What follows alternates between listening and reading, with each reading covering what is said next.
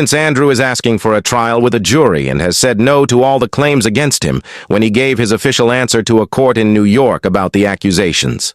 The cleanest and quickest way to solve a problem like Prince Andrew would be for him to do the most honorable thing and step back completely from public life.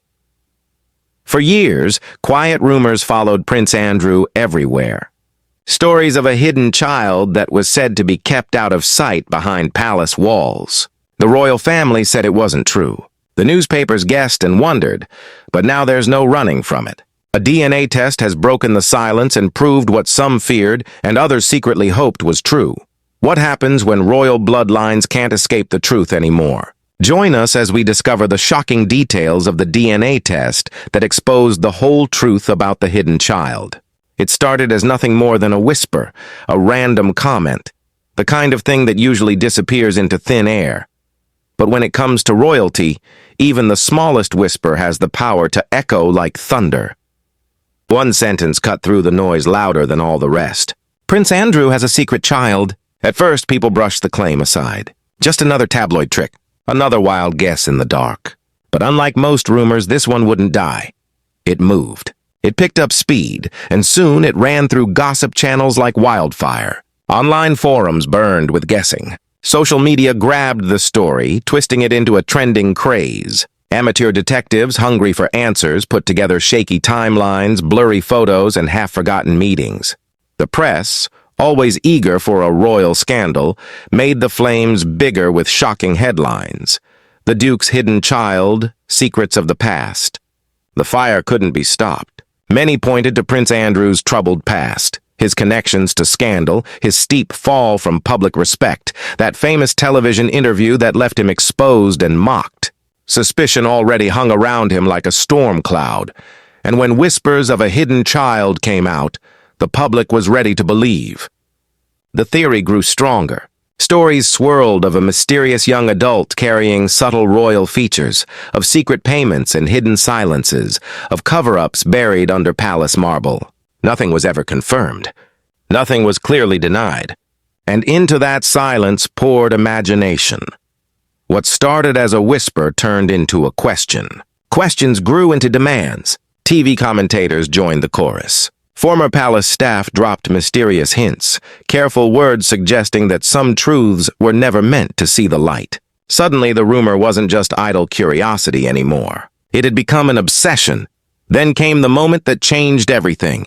A voice rose from the shadows, a person stepping forward not to chase fame, but to seek truth. They weren't interested in headlines. They wanted proof. They wanted a DNA test. And that shifted the ground beneath everyone's feet. Because a DNA test is not gossip. It is not a rumor. It is science. Unchanging, final, blind to power.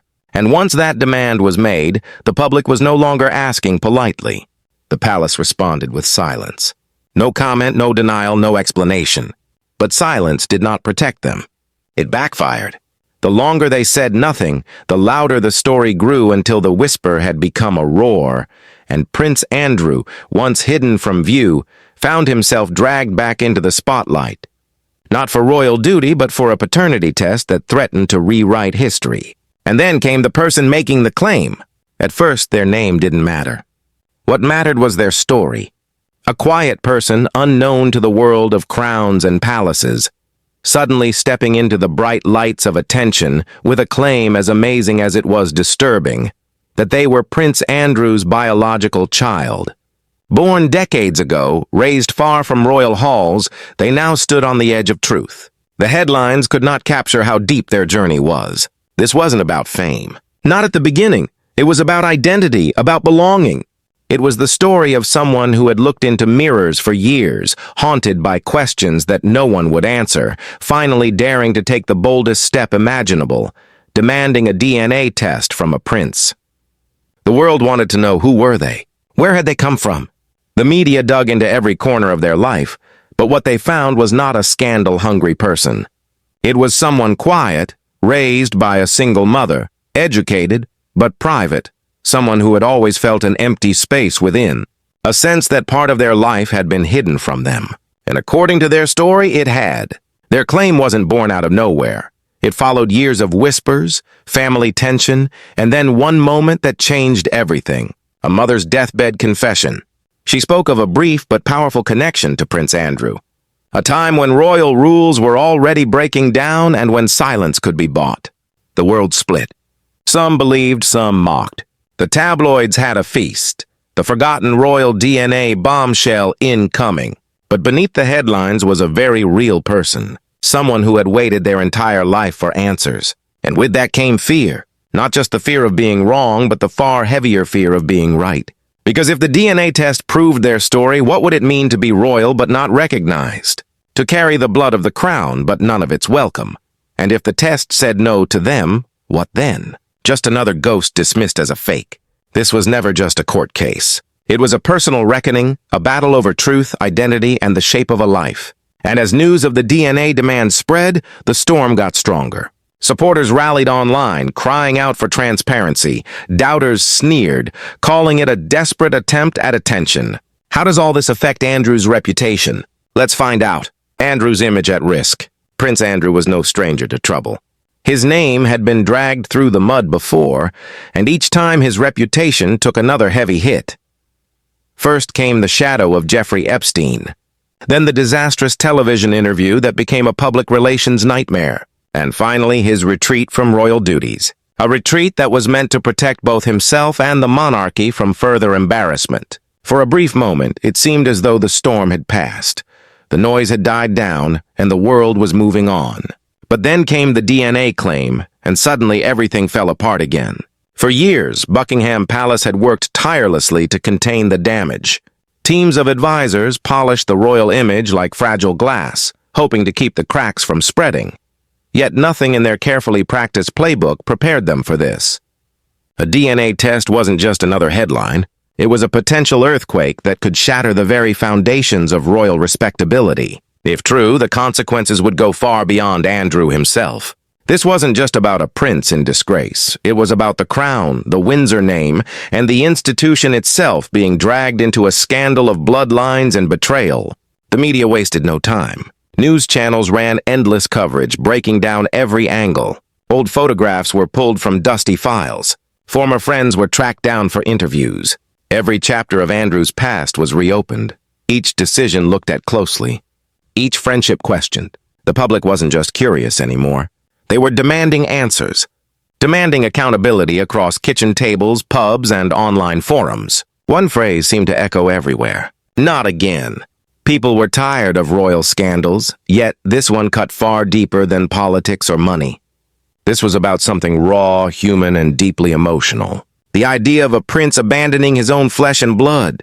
Experts debated the fallout on primetime panels. If the claim was proven, would Andrew lose even the last bits of his public role?